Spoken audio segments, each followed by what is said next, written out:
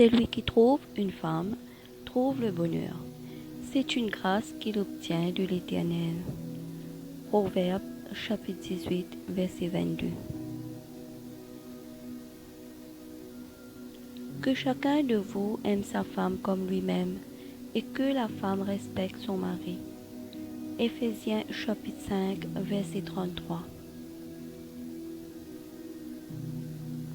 C'est pourquoi l'homme quittera son père et sa mère et s'attachera à sa femme, et les deux deviendront une seule chair. Ainsi ils ne sont plus deux, mais ils sont une seule chair. Que l'homme ne sépare pas ce que Dieu a joint.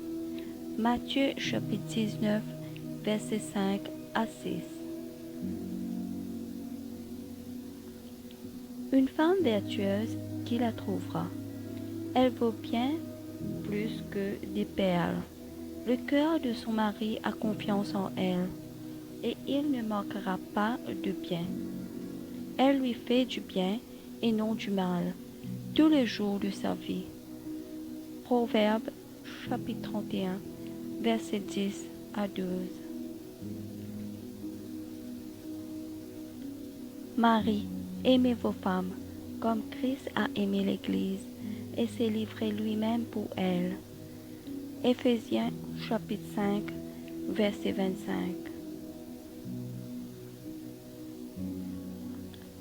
Femmes, soumettez-vous à votre mari, comme il convient dans le Seigneur. Mari, aimez votre femme, et ne vous aigrissez pas contre elle. Colossiens chapitre 3, verset 18 à 19.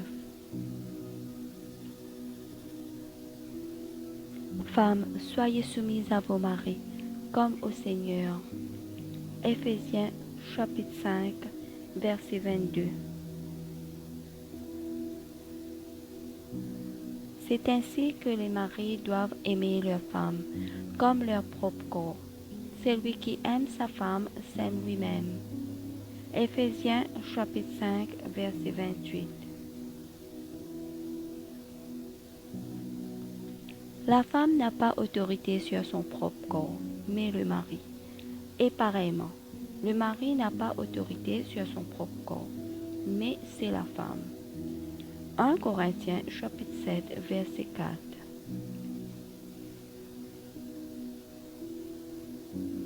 Dieu créa l'homme à son image. Il le créa à l'image de Dieu. Il créa l'homme et la femme. Genèse chapitre 1, verset 27.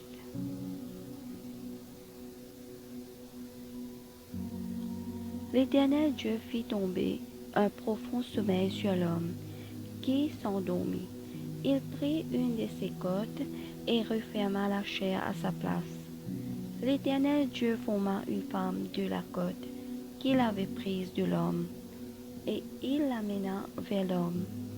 Et l'homme dit, voici, cette fois celle qui est os de mes os et chair de ma chair. On l'appellera femme, parce qu'elle a été prise de l'homme. Genèse chapitre 2, versets 21 à 23. Marie, montrez à votre tour de la sagesse dans vos rapports avec vos femmes, comme avec un sexe plus faible. Honorez-les comme devant aussi hériter avec vous de la grâce de la vie. Qu'il en soit ainsi, afin que rien ne vienne faire obstacle à vos prières. 1 Pierre chapitre 3, verset 7.